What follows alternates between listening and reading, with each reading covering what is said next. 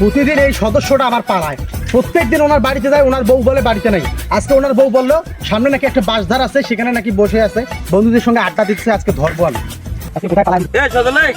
আরে মাথা মুখে হট আর প্রত্যেকদিন কিস্তি না বাড়ি এসে বুঝছিস, তুই তো এটা খেলবার নাছিস কেসিনো মেসিনো আর কত টাকা দেখে কিস্তিটা দে। মুই এই যে সকালে আরে ভাই আর কোশ নিয়ে জ্বালাতে আর ভালো লাগে না। ধান বেচে 500 টাকা নিয়েছি, এটা ভরা আসুন না এলার দাম 1 টাকাও নাই। তুই এটা কথা বলু টাকা পয়সা নাই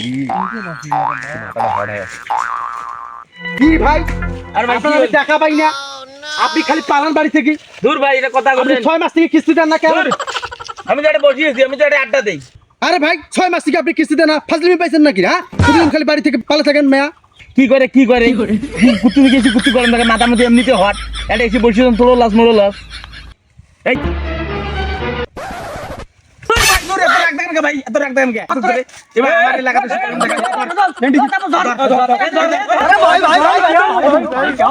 ক্ষমা করতে পারেন আমার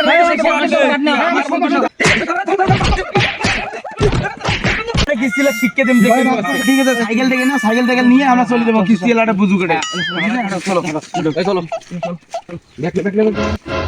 বুঝিস না সারা বুঝিস না আমার সিলেকশন না আমি সিএল ডি লাইতে যখন খাই পেলাম বুঝিস না চলো চলো